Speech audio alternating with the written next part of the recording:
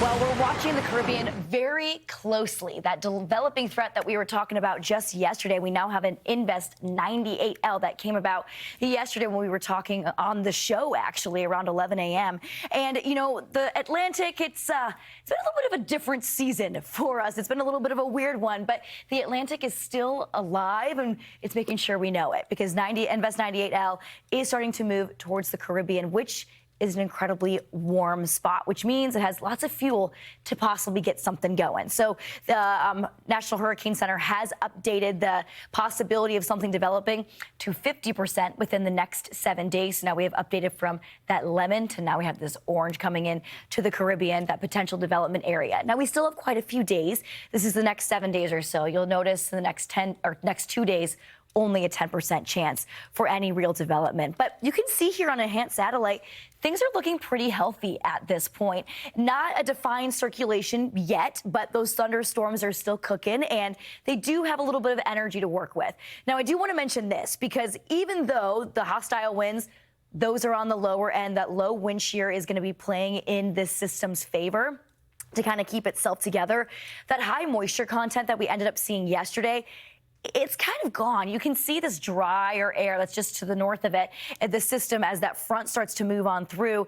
And that could be a little bit of a death sentence for this if that drier air kind of gets mixed in to these thunder showers and storms. So it's something we're watching for. So it does not have that high moisture, especially sitting just to the north where all that dry air is. But like I mentioned before, it does have the warm water. And we know with these tropical systems, this warm water, it's the fuel to get things going. It's the fuel for these engines. And I mean, this water has also been mostly untapped for this season, especially as it gets into the Caribbean.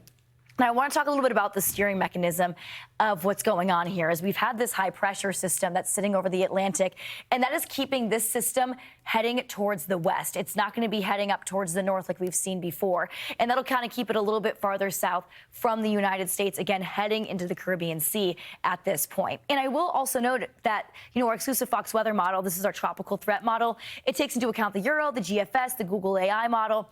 It has upped that possibility of something tropical developing into the Caribbean from yesterday morning at this time. So that's something to take note of. Again, this is going to be through mostly the end of the month. So we still have about a week or so when we can really start to see things getting a little bit iffier out there.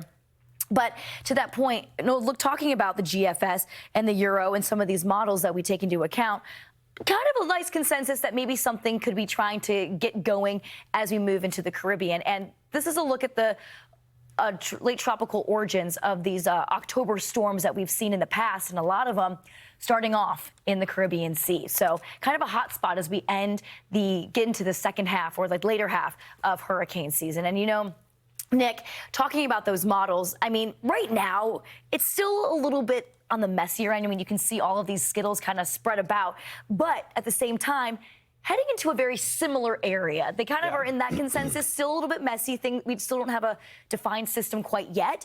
But, I mean, this is pretty telling. Everything is trying to get something to pop up there. Yeah, you know, like you said, there isn't a huge grouping. I mean, as you look at that map, your eye isn't drawn to one specific cluster, but it is drawn to the region. And I'll tell you what, this time of the year, and we're going to talk a little bit more about the historic storm Wilma that happened in 2005, but sometimes it doesn't take much. I mean, you can see a very weak tropical system spin up into something huge and epic pretty quickly. And so we really have to pay attention to what's going to be happening with this for all the reasons that you just mentioned. Water's warm. We're still not out of the Atlantic hurricane season. And when I say it's warm, I mean, it's still maroon. Man, I haven't seen this map in maybe a week, and I would have expected some of these temperatures to go down a smidge. Doesn't look like it's happened one bit. We're still at 87 right there in the middle of the Caribbean. 7 degrees. That is bath water, okay? So it does have a lot of fuel to get going if something does end up into the Caribbean. So we're going to have to keep a very close eye on this. And that long-range outlook, I mean, this is that likely development area that we've been talking about. But, I mean, to your point, too, Nick, I mean, we kind of start to see the main development region turn off, which is where this system originated from, or heading off the coast of Africa. And usually, you know, this is when things maybe start to slow down a little bit. But I mean, we still have through the end of November. Yeah. So it's always important to kind of keep that in mind, even as we start to get those cooler temperatures, especially into the northern portions of the U.S. Yeah, you notice there aren't quite as many red locators out in the middle of the Atlantic Ocean when you talk about October storms, and so we have to be extra careful and vigilant when something gets into the Caribbean and especially the Gulf. And of course, we're going to stay on it here. We are your Hurricane HQ.